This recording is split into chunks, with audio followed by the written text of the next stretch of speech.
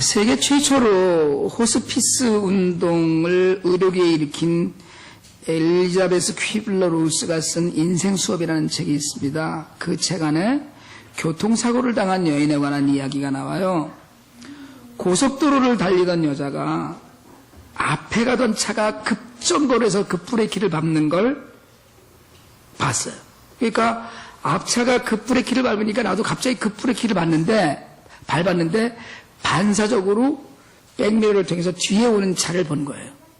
근데 뒤에 오는 차를 봤는데 뒤에 오는 차를 보니까 운전사가 딴짓을 하고 있는지 정지할 기미를 전혀 보이지 않고 전속력으로 달려오고 있는 걸 봤어요.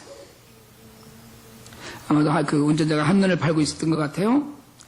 순식간에 대형 충돌 사고가 일어나면서 자신이 이 상태로 가다가는 크게 다치거나 죽을 수도 있겠다는 위기감이 있었어요.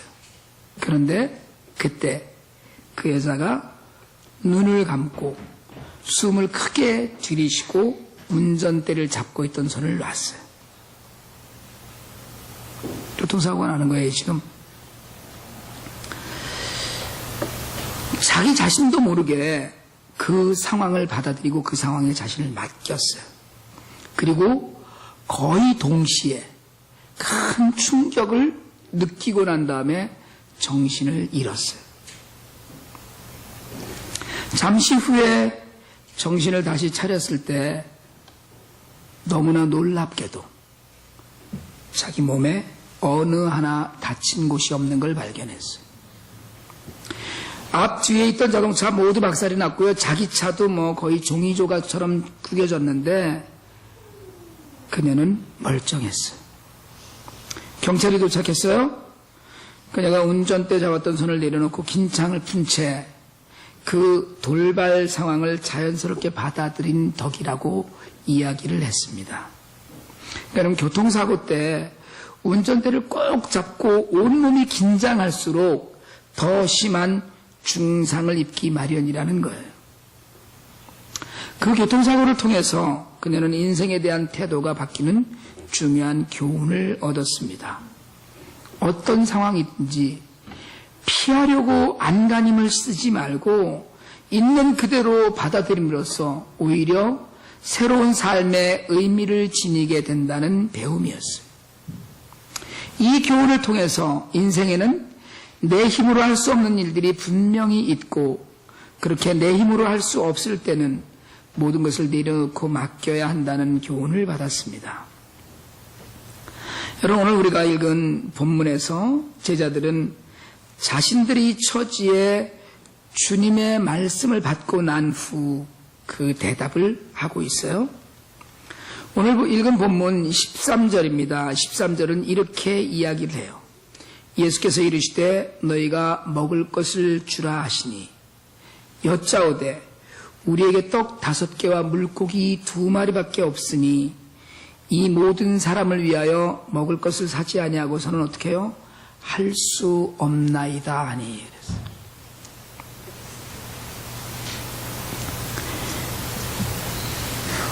오늘 본문에서 제자들의 대답은 할 수 없다는 것이었습니다.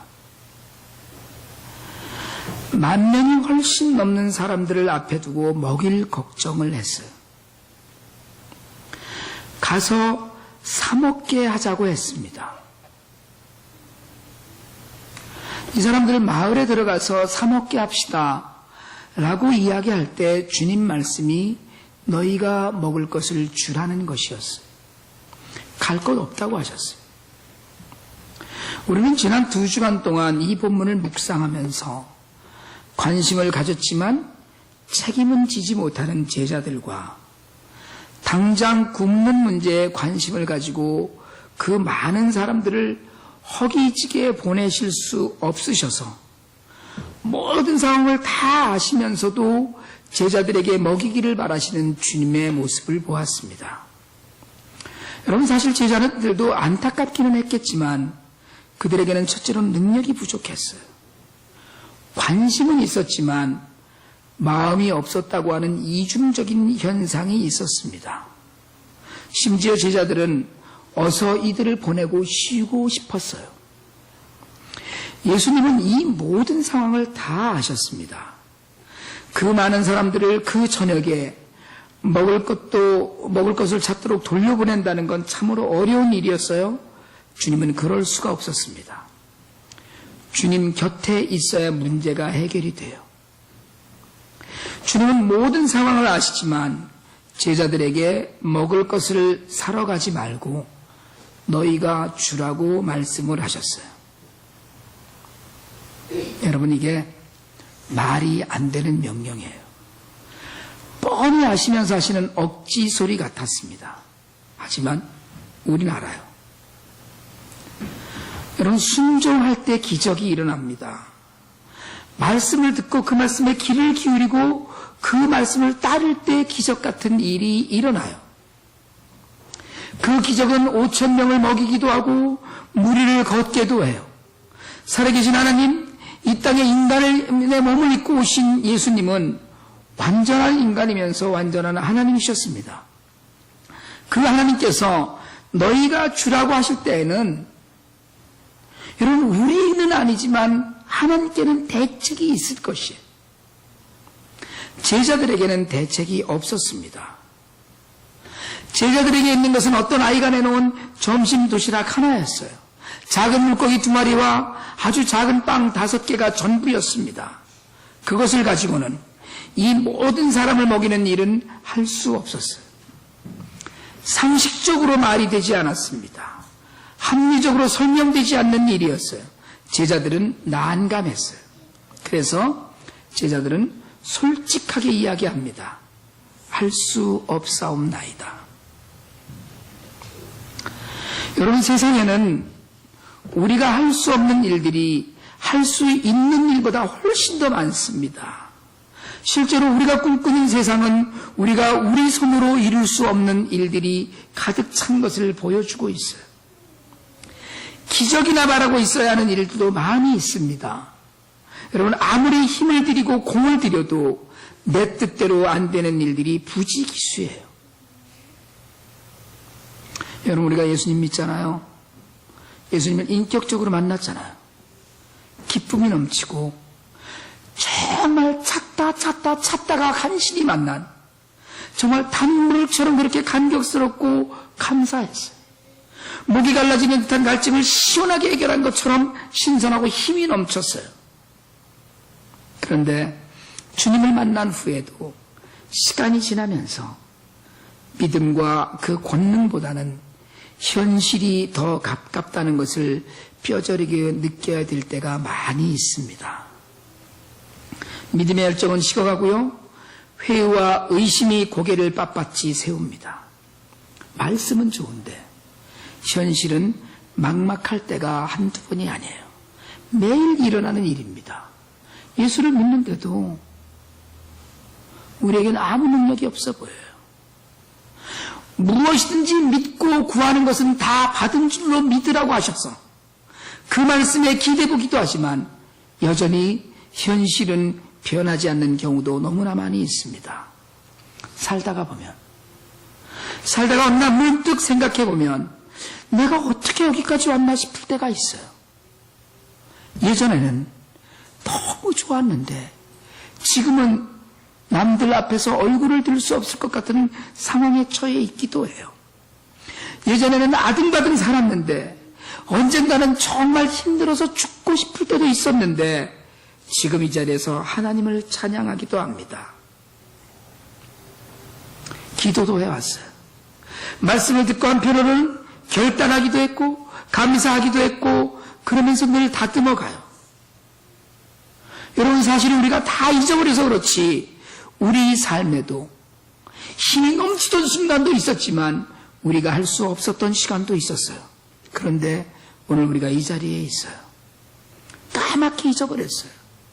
어느 날 시간이 있을 때 돌이켜 생각해 보면 그래, 그때 그런 일도 있었지. 그때 살아가는 것이 기적 같았던 때도 있었지. 그런데 오늘 우리가 이 자리에서 하나님을 예배해요. 이게 기적 아니겠어요? 여러분, 오늘 여러분의 모습이 기적입니다. 이렇게 살아있는 게 기적이에요. 우리는 다 잊어버렸다고 생각했지만, 그걸 늘 마음에 기록하고 있지 않았지만, 참 힘든 시간도 있었는데 다 지나갔어요. 그래서 오늘 이 어렵고 힘이 들고 또 할 수 없을 것 같았던 시간, 그것도 또 지나갑니다. 여러분, 제자들도 그랬어요. 제자들에게도 그런 놀라운 기억이 있었습니다. 오늘 우리가 읽은 본문의 10절은 사도들이 돌아와 자기들이 행한 모든 것을 예수께 여쭈니 이렇게 시작했어요. 사도들이 돌아와서 자기들이 행한 모든 것을 예수께 여쭈었다 그래요. 자기들이 행한 모든 것이.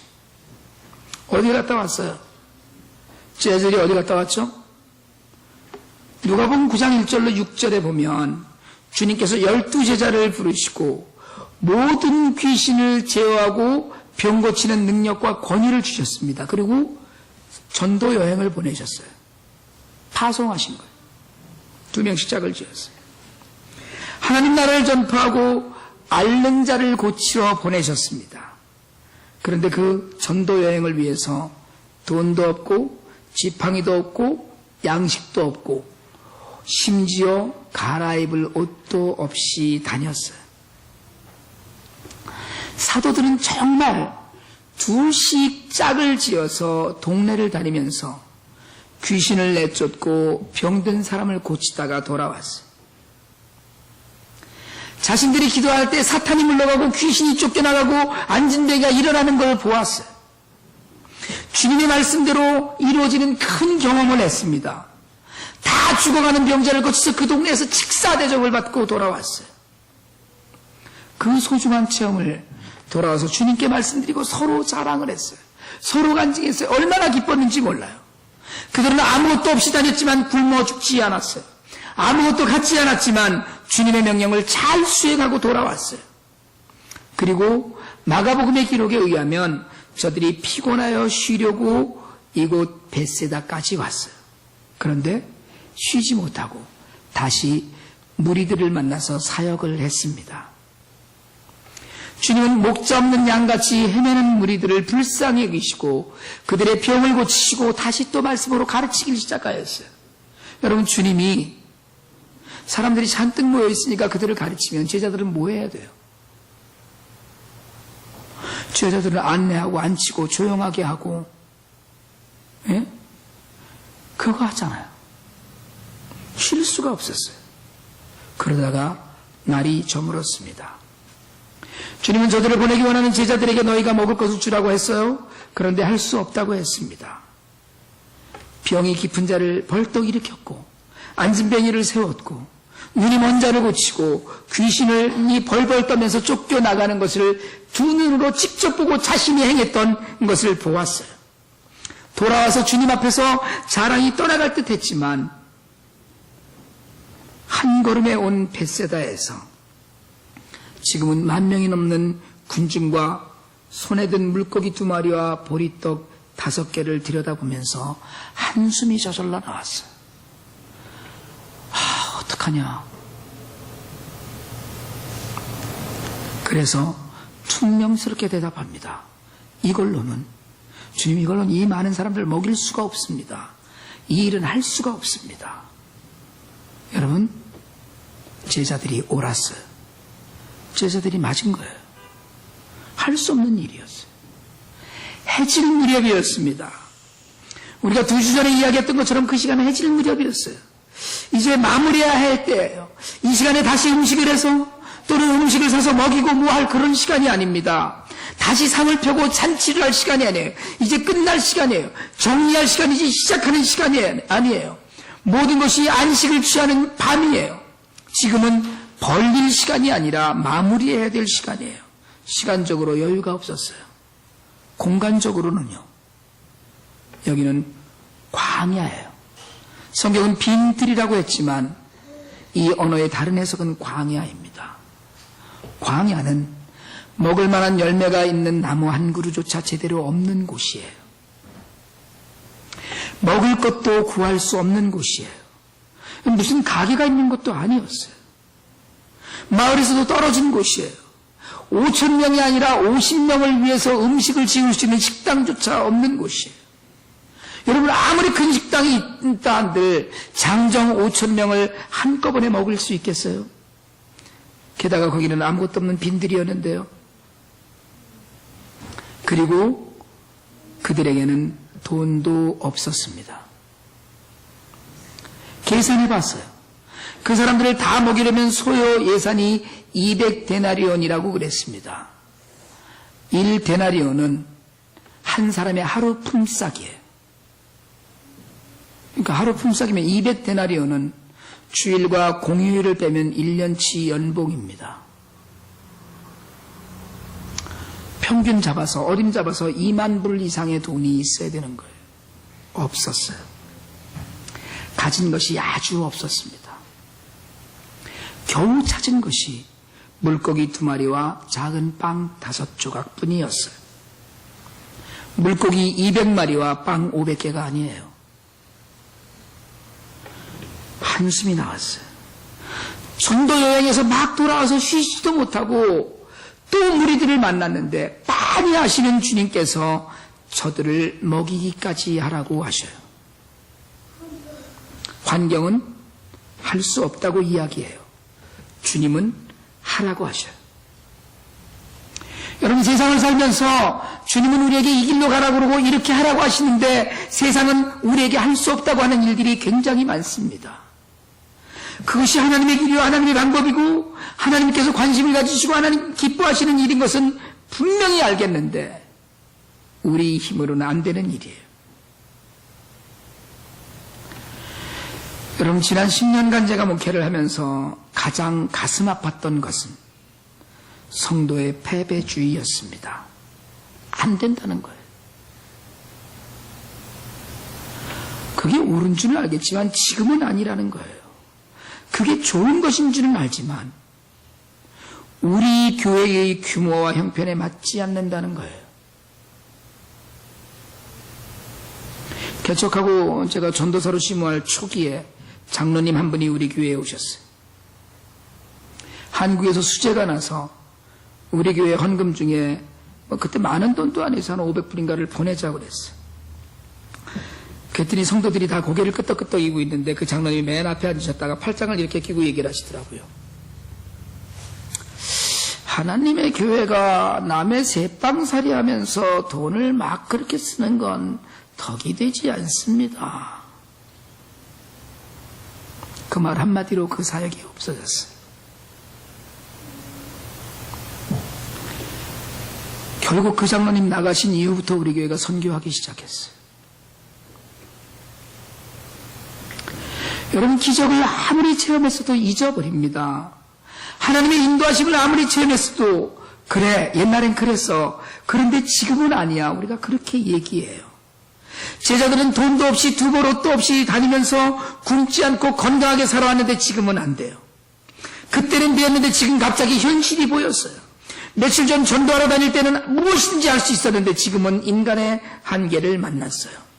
그런데도 주님은 너희가 주라고 하시고 제자들은 할 수 없다고 대답해요. 할 수 없는 일 얼마나 많아요? 여러분, 얼마나 많은지 아세요? 정말 많습니다. 제 작은 아이가 갓났을 때, 아주 갓났을 때요. 6개월도 채 되지 않았는데 설사와 구토를 하더라고요. 병원에 의사한테 데려갔더니 당장 입원시키라고 그랬어요. 지금이야 뭐야가 징그럽게 커서 장가를 언제 가느냐 이러고 묻지만 그때는 무지하게 예뻤어요. 그 예쁘고 어린 것의 팔뚝에 큰 바늘로 링겔을 꽂고 3일인가를 병원에 입원해 있는데 여러분, 애비가 돼서 할 수 있는 일이 아무것도 없더라고요. 침대 머리맡에 앉아서 책 읽는 거 외에는 할 게 없었어요. 제가 비즈니스 적지 않게 했거든요. 사업을 시작하자마자 일취월장 순풍에 돛단 듯이 그렇게 가지 않았어요. 사업 시작하고 만 1년 만에 한 번에 망해버렸어요. 저는 능력이 있다고 생각을 했어요. 집으로 들어왔어요. 3층 다락방에 사무실 차려놓고 여름에 얼마나 더우면 컴퓨터가 늦어지는 걸 경험하면서 지났어요. 다 망한 줄 알았어요. 아내가 최근 아들이 비즈니스를 다시 시작했어요. 내 능력으로 하는 줄 알았어요. 안 되는 날이 있더라고요. 여러분도 마찬가지예요. 오늘 아닌 척하고 지금 얼굴을 들고 계신데 여러분 삶에 할 수 없는 일이 얼마나 많았어요. 여러분 못한 일들이 얼마나 많습니까? 우리의 손으로 해오지 않은 일들이 너무나 많아요. 그래서 우리가 살아온 나날이 기적인 것이에요. 오늘 제자들은 저물 무렵 아무것도 없는 빈들에 빼곡하게 앉은 수많은 사람들을 보면서 한 제자의 손에 들린 물고기 2마리와 작은 빵 5개를 들여다보고 있습니다. 그러나 여러분, 지금은 빵 5개를 들여다볼 때가 아니에요. 지금은 그 일을 명령하실 주님을 쳐다볼 때입니다. 내가 할 수 없는 일을 주님도 못하세요? 내가 할 수 없는 일 하나님께서도 못하신다고 그러시던가요? 어떤 집사님이 울면서 전화를 했어요. 제가 그 얘기를 물었어요. 하나님 돌아가셨냐? 나는 할 수 없지만 주님이 하실 수 있어요. 나는 안 되지만 하나님은 돼요.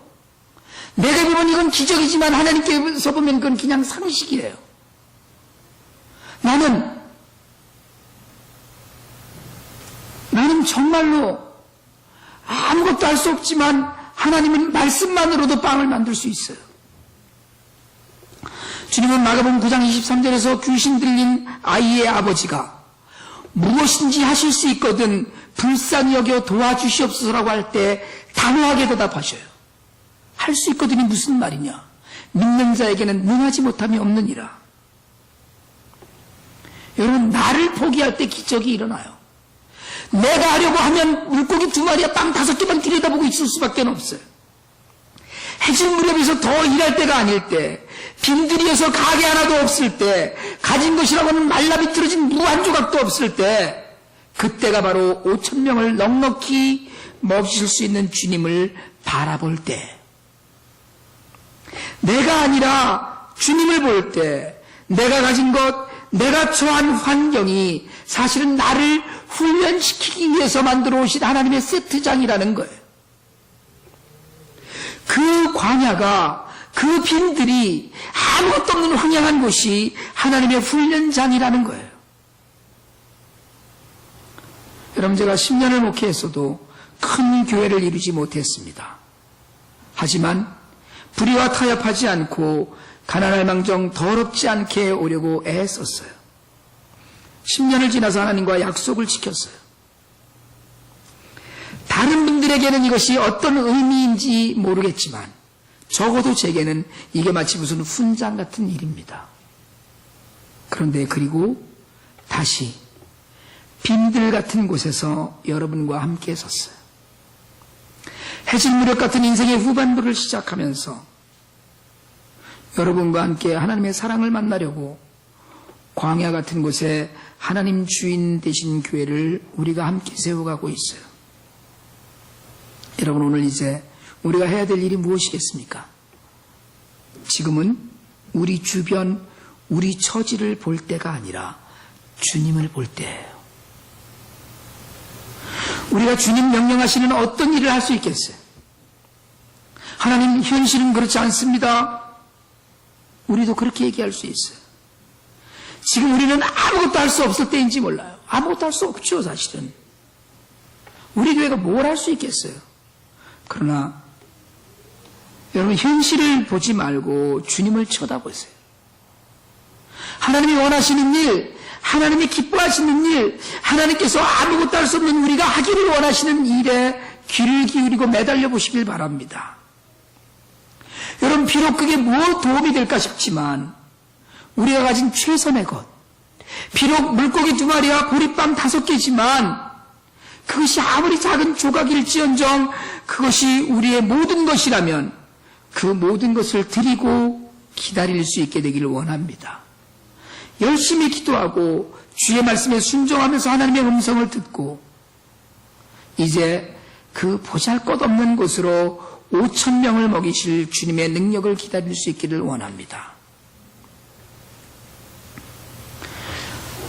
여러분, 캔푸드 가져오는 것 하나는 아무 일도 아니에요. 우리에게 있는 건 캔푸드 하나지만 저는 그런 꿈을 꿔요. 누군가가 그 캔푸드를 따서 그날 저녁 먹고 그 다음날 다시 한번 기운을 차릴 수 있다면, 그 집의 아이가 그것 때문에 하나님의 사랑을 만날 수 있다면, 우리가 엔젤 치료를 하는 이유도, 우리가 슈박스 미니스트리에 참여하는 이유도, 그리고 우리가 IT 고아들을 외면하지 못하는 이유도, 우리가 할 수 있는 일보다 할 수 없는 일이 더 많을 때마다 하나님께서 행하시고 그 가운데 하나님의 능력을 보이실 걸 믿기 때문이에요. 주님은 분명 보잘것없는 도시락밖에는 손에 들고 있지 않은 것 같은 우리를 통해서 이 땅에 복음이 전해지고 풍성한 은혜가 전해지도록 하실 겁니다. 주님은 분명히 우리가 할 수 없을 때 우리 교회의 이름으로, 주님의 이름으로 분명히 해주실 거예요. 우리는 작지만 주님은 큰 교회가 할 수 있는 일을 우리가 감당하게 하실 겁니다. 우리는 능력이 없지만 물고기 2마리와 빵 5조각으로도 5,000명을 능히 먹이시는 주님이 계시는 교회가 되길 원합니다. 여러분, 오늘부터 어떤 일이든지 할 수 없지 않고 할 수 있게 되기를 원합니다. 내가 아니고 주님이 계셔요.